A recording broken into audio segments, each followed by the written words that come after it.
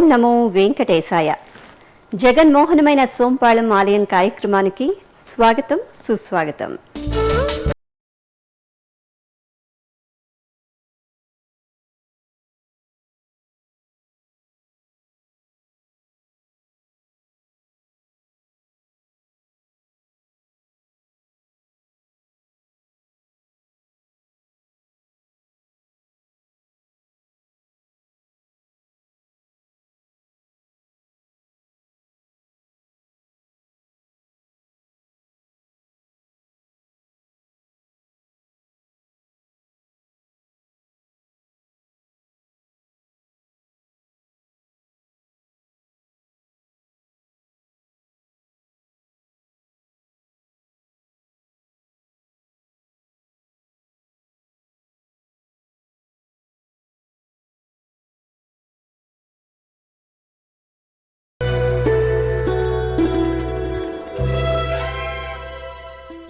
సజీవ రూపాలను సృష్టించడం ఆ పరబ్రహ్మ తరువాత శిలా శిల్పులకే సాధ్యం కాబట్టి శిల్పశాస్త్రం అభ్యసించాలని భావించి ఒక యువకుడు ఓ గొప్ప శిల్పాచార్యుడి దగ్గరకు వెళ్ళాడు. అందుక శిల్పాచార్యుడు, నాయనా, శిల్పశాస్త్రం నేర్చుకోవాలంటే మొదట చిత్రలేఖనం తెలుసుండాలి. తొలుత చిత్రకారుడివికా అన్నాడు. సరేనని ఓ ప్రఖ్యాత చిత్రకారుడి వద్దకు వెళ్ళి తనకు చిత్రకళ నేర్పమని అభ్యర్థిస్తే అందుకా గురువు, నాయనా, ముందు కరచరణాల కదలికలు, నాట్య భంగిమలు నేర్చుకునిరా అన్నాడు. సరేనని ఆ యువకుడు జిజ్ఞాసతో ఓ నాట్యాచార్యుణ్ణి చేరాడు. అందుకా నాట్యాచార్యుడు, అలాగే నాట్యశాస్త్రం నేర్పుతాను నాయనా, ముందు సంగీత సారస్వతాలను అధ్యయనం చేసిరా అని దీవించి పంపాడు. ఒక మంచి శిల్పి కావాలంటే సంగీత, నృత్య, చిత్రలేఖనాల్లో నిపుణుడై ఉండాలి. ఇలాంటి నిపుణులు జ్యోతిష్, వాస్తు, ఆగమశాస్త్ర ప్రవీణులు, తపోశక్తి సంపన్నులైన దైవజ్ఞులు, వేదాంతులు, రసికులైన రాజులు, ధార్మిక బద్ధులైన ప్రజలు, ఇలా ఎందరెందరో మహానుభావుల దీక్షా దక్షతలు కొలువైన చోటే సోంపాళెం ఆలయం.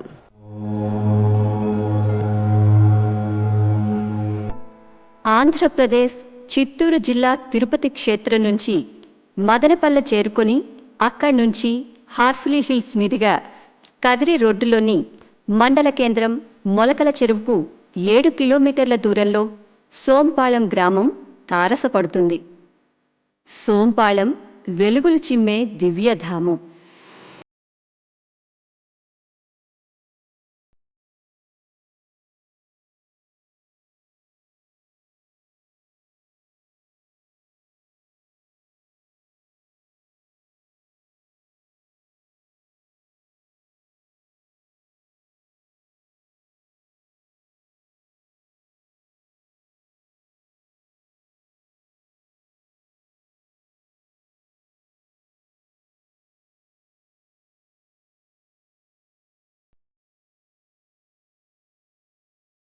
సోంపాళెం లేక సోంపల్లి గుడిలోని అర్చామూర్తి శ్రీ చెన్నకేశవ స్వామి. స్థానికులు చెన్నరాయనిగా పిలుస్తారు. శ్రీ చెన్నకేశవ స్వామిని అనుసరించి ఎందరెందరో దేవతామూర్తులు ఇక్కడ దేదీప్యమానంగా ప్రకాశిస్తూ ఉంటారు.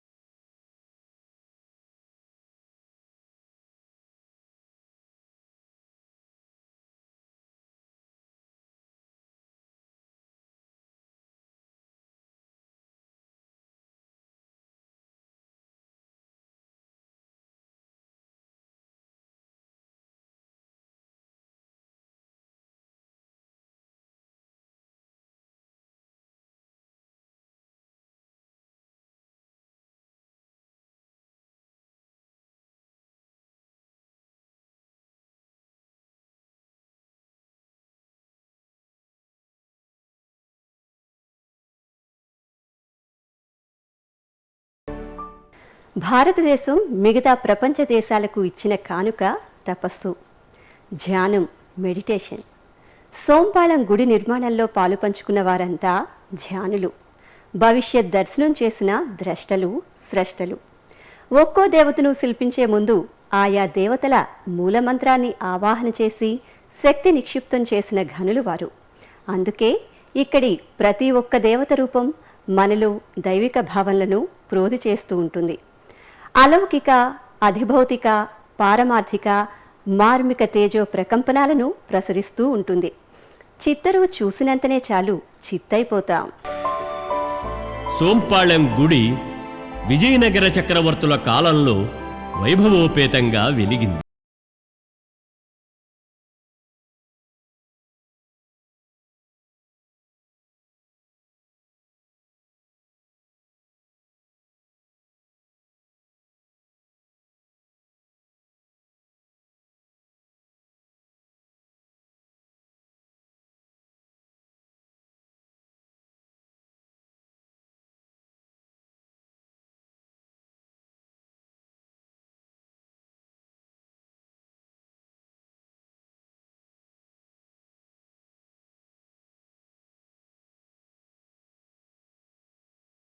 శ్రీకృష్ణరాయల సోదరుడు, విజయనగర సామ్రాట్ అయిన అచ్యుతదేవ మహారాయలు, సదాశివరాయలు, వెంకటపతి రాయల హయాంలో సైతం ఈ ఆలయం ఆలనా పాలనా పట్ల శ్రద్ధ కనపరచడం జరిగింది.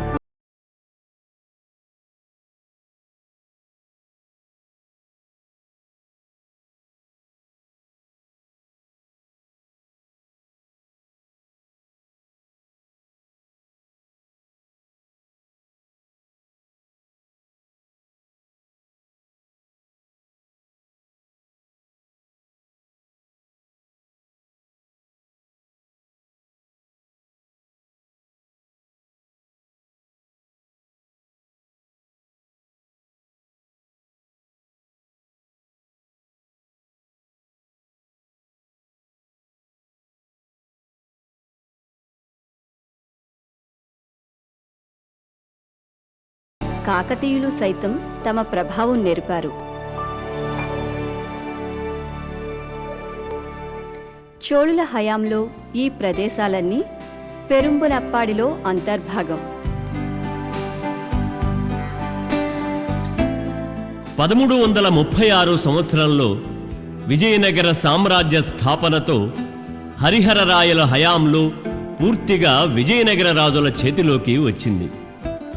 వారి కాలంలో పెనుగొండ మార్జవాడ పరిధిలో పరిఢవిల్లింది. విజయనగర రాజ్య పతనానంతరం కడప నవాబులు ఈ ప్రాంత పాలకులైనారు. 18వ శతాబ్దం ద్వితీయార్ధంలో సోంపాళెంకు సమీపంలోని గుర్రంకొండ దుర్గాన్ని మరాఠా వీరులు ఆక్రమించారు. 1766 సంవత్సరంలో మైసూరు పులి టిప్పు సుల్తాన్ తండ్రి హైదరాలీ గుర్రంకొండను వశపరుచుకున్నాడు.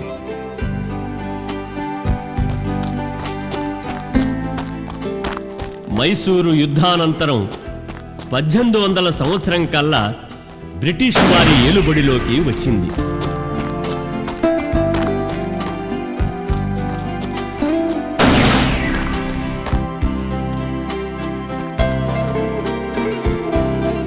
సర్ థామస్ మన్రో దత్తమండలాల కలెక్టర్గా వచ్చాడు. దత్తమండలాల జిల్లాల్లో నెలకొన్న అరాచక పరిస్థితులను చెక్కదిద్ది సవ్యమైన పాలనా విధి విధానాలను ప్రవేశపెట్టాడు. సోంపాళెం గుడి నిర్మాణానికి సంబంధించి అనేక కథలు ప్రచారంలో ఉన్నాయి. కసిని నాయుడు, మల్లప్ప నాయుడు అన్నదమ్ములు, పాలెగార్లు. వీరికి శ్రీకృష్ణదేవరాయలు దానమొసుగిన 5 ఊళ్లలో సోంపాళెం ఒకటి. ఈ సోదరులు సోంపాళెంలోని చెన్నకేశ్వర స్వామి గుడి నిర్మాణానికి ఆధ్వర్యం వహించారని ఓ కథనం. ఒకరోజు కృష్ణప్ప అనే పశువుల కాపరికి అపార ధనరాశి దొరికింది. ఆ నిధిని అతడు సోంపాళెం గుడి కట్టించేందుకు వెచ్చించాడట. స్థానిక కైఫియత్తులు సైతం గుడికి సంబంధించి పలు ఆసక్తికరమైన అంశాలను ప్రస్తావిస్తున్నాయి. చుట్టూ పెట్టని కోటల్లా కొండలు గుట్టలు, మధ్యలో తూర్పు ముఖంగా సోంపాళెం చెన్నకేశవ స్వామి గుడి.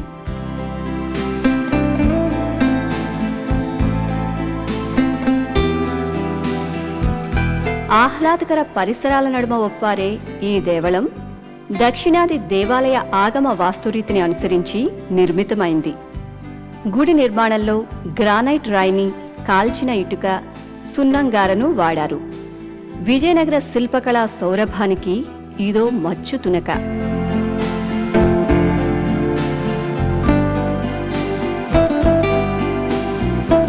తగినంత వైశాల్యంతో అలరారే ఈ మహిమోపేత ఆలయం చుట్టూ పటిష్టమైన ప్రాకారం, లోపల 3 ముఖ్య దేవతా నిలయాలు, 9 ఉపాలయాలు కలిగి ఉంది.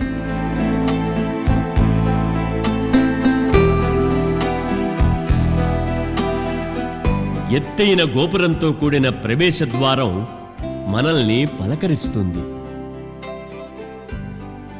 ఆలయ ప్రాంగణంలో ఒకవైపు అబ్బురపరిచే శిల్ప శోభతో కూడిన కళ్యాణ మండపం,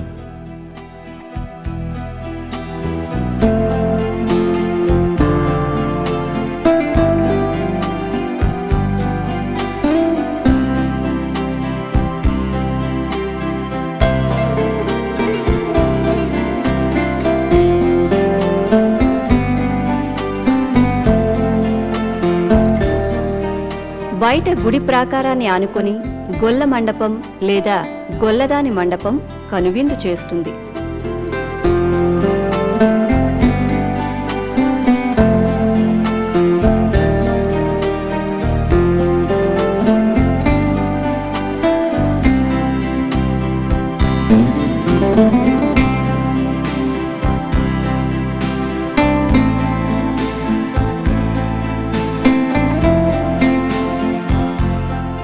ఈ ఆలయంలోని మరో విశేషం ఏమిటంటే అతిపెద్ద ధ్వజస్తంభం.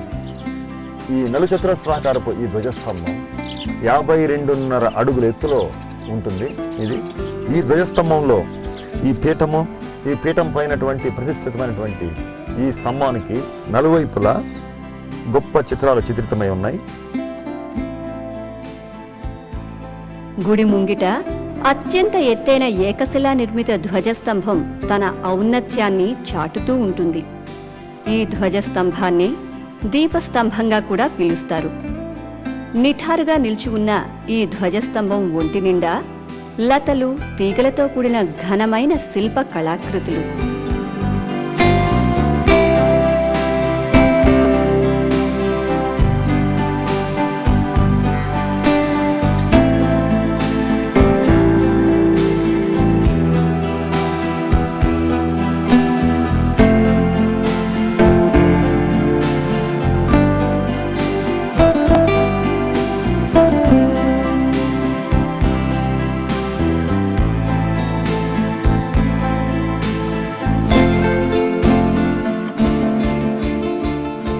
ప్రధాన దైవానికి గర్భగృహం, అర్ధమండపం, ముఖమండపాలు, మహామండపం నిర్మాణమైనాయి. సోంపాళెం ఆలయ ప్లాన్: రాతి రథం, మహామండపం, గర్భాలయం, కళ్యాణ మండపం, శ్రీ లక్ష్మీ నరసింహస్వామి, లక్ష్మీ అమ్మవారు. గర్భాలయం పైన గల చతురస్రాకార విమానం ద్వితళ రీతిన వృత్తాకార శిఖరాన్ని కలిగి ఉంది.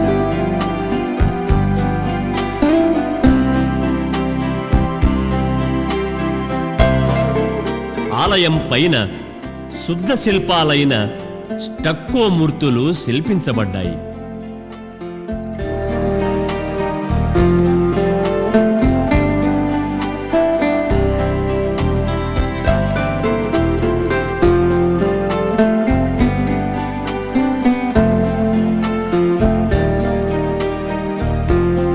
అద్భుత పనితనంతో తొణికిసలాడే ఈ ఆలయ మహాద్వార గోపురం గుండా విశాలమైన ప్రాంగణంలోనికి అడుగు పెడుతూనే ఓ అలౌకిక దైవానుభూతికి లోనవుతాం.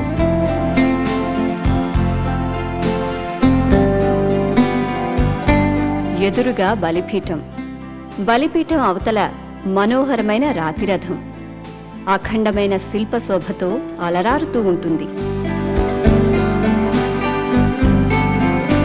విజయనగర రాజుల రాజధాని హంపి నగరంలోని విఠలాలయం దగ్గరున్న రాతిరథం జగద్విఖ్యాతం. అలాంటి రాతిరథం నమూనా చిన్న రూపంలో సోంపాళెంలో ఉండడం విశేషం. ఇదే ఆ రాతిరథం. స్వామివారికి అభిముఖంగా ఉన్నటువంటి కొలువైనటువంటి ఈ రాతిరథం అద్భుత శిల్ప చమత్కృతికి నిదర్శనం. హంపి విఠలాలయంలోని రాతిరథానికి ధీటుగా కాకపోయినా విజయనగర శిల్ప వైభవానికి ప్రతీకగా చిన్న స్థాయిలో అక్కడ కనువిందు చేస్తూ ఉంటుంది.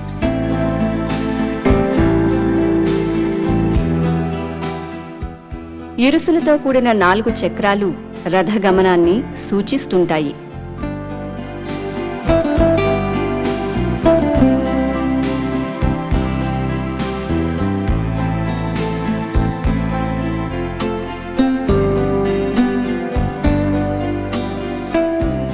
గర్భగుడికి అభిముఖంగా ఉండే ఈ రాతి రథానికి పూంచి ఉన్న గుర్రాలు విరిగిపోయాయి.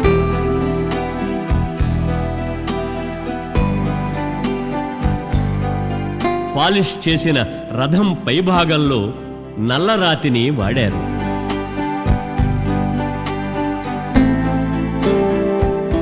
నల్లరాయిలో సునిశితంగా మలచిన శిల్పాలు మనల్ని దిగ్భ్రమకు గురిచేస్తాయి.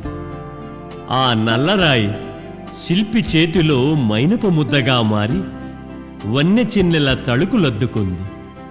అపురూప శిలాకృతుల సరాగాలు పలికింది.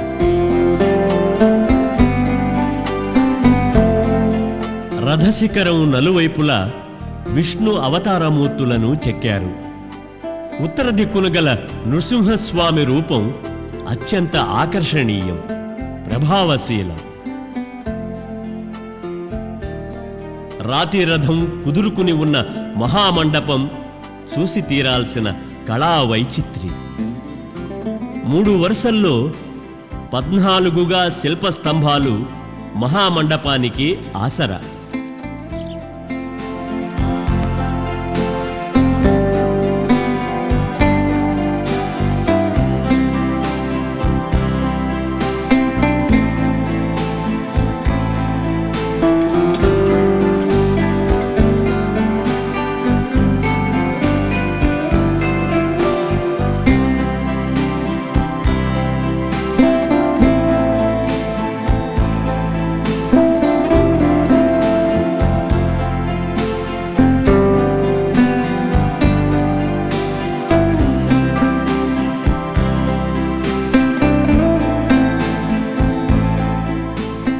విజయనగర శిల్పశైలిలో కొట్టొచ్చినట్లు కనపడే వ్యాళి భంగిమలను స్తంభాలపై చెక్కారు.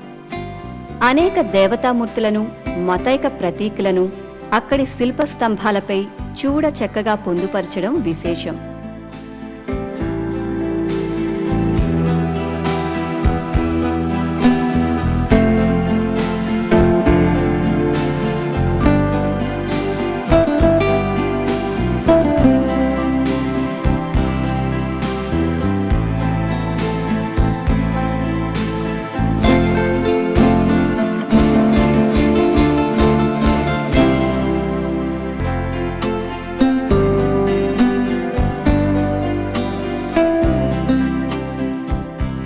విజయనగర చక్రవర్తులు తమ ఆలయాల నిర్మాణంలో చాళుక్య, కాకతీయ, హోయసల వాస్తు శిల్ప రీతులనే గాక పల్లవ, చోళ, పాండ్య పద్ధతులను అనుసరించారు. అందుకే ఆలయ శిల్పకళలో పై అందరి శిల్పశైలి నేపథ్యం నుంచి కొంగ్రత్త పోకడలతో కూడిన విజయనగర శిల్పయుగాన్ని ఆవిష్కరించగలిగారు.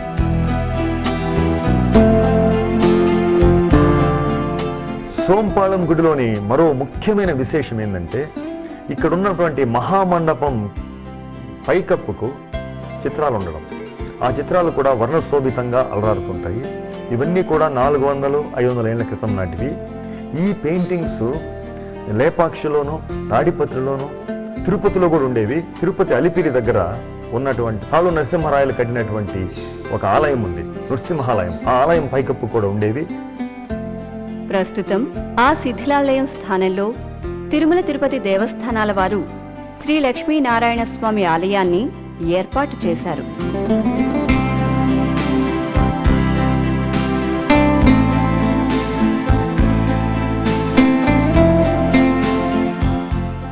ఈ మండపం పైకప్పులకు వేసిన ఐతిహాసిక రామాయణ చిత్రాలు అద్వితీయం.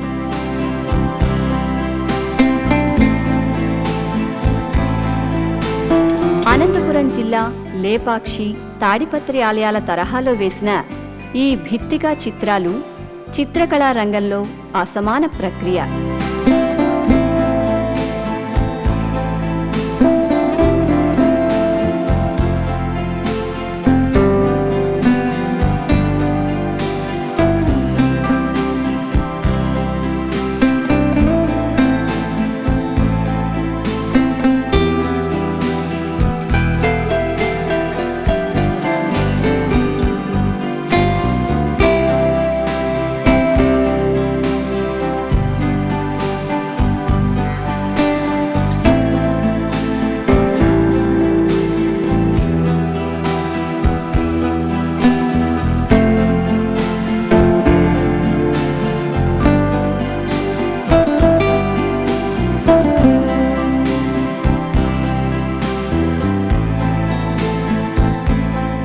తొలుత ఈ అపురూప కుడ్యవర్ణ చిత్రాలను ఆంగ్లేయ అధికారి జేమ్స్ హెచ్ కజిన్స్ ప్రస్తావించాడు. స్టెల్లా రామిష్, సి శివరామమూర్తి ఈ అసాధారణ భిత్తికా చిత్రాలను అధ్యయనం చేశారు. స్టెల్లా రామిష్ రచన a survey of paintings in the Deccan, C Sivaramamurti గ్రంథం సౌత్ ఇండియన్ పెయింటింగ్స్ సోంపాళం భిత్తికా చిత్రాలను ప్రముఖంగా పేర్కొంటున్నాయి. ఆర్కైవ్స్, ఆర్కియాలజీ మరియు మ్యూజియంస్ కమిషనర్గా పి సీతాపతి ఉన్నప్పుడు వారు సోంపాళం గుడిపై ప్రత్యేక శ్రద్ధ కనబరిచారు. సోంపాళంపై ఎస్ఎన్ రామస్వామి ప్రచురణ ప్రశంసనీయం. చరిత్ర పరిశోధకులు doctor V Kameswararao, doctor MD సంపత్తులు సైతం సోంపాళం గురించి తగు పరిశోధనలు సలిపారు. రిటైర్డ్ చరిత్ర అధ్యాపకులు పి కృష్ణమూర్తి సోంపాళంపై పలు రచనలు చేశారు. ఫ్రెస్కో ప్రక్రియగా పరిగణించే ఈ భిత్తికా చిత్రాల చిత్రీకరణకు సున్నం, సహజవర్ణ ద్రవ్యాలు, మూలికలతో పాటు నిమ్మరసాన్ని కూడా కలిపి వినియోగించినట్లు కనబడుతోందని ప్రఖ్యాత చారిత్రకుడు ప్రొఫెసర్ కెఏ నీలకంఠ శాస్త్రి వ్యాఖ్యానించారు. శ్రీరాముడు తాటకిని వధించే దృశ్యం, రామ పట్టాభిషేకానికి ముందు దశరథ మహారాజు రామునితో సంభాషణ, హనుమంతుని లంకాదహన ఘట్టం, విభీషణుని శరణాగతి, పల్లకీలో సీతాసాధ్వి తదితర రామాయణ రసవద్ఘట్టాలు పొందుపరిచిన తీరు అమోఘం.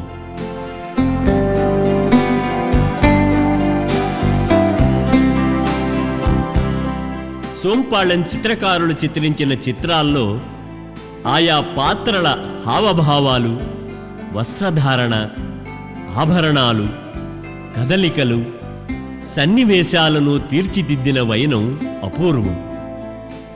నాటి సామాజిక, సాంస్కృతిక అంశాల ప్రత్యేకత, పౌరాణిక పరిణామాల పట్ల గల అవగాహన పరిణితికి నిదర్శనం.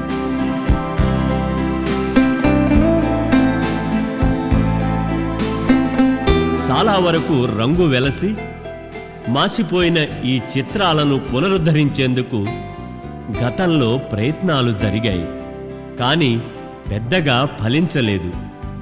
ఏది ఏమైనా అలనాటి చిత్రకారుల కళా వైదగ్ధ్యానికి వారసత్వ ప్రతీకగా సోంపాళెం గుడి భిత్తికా చిత్ర రూపాలు కొనసాగుతూనే ఉంటాయి.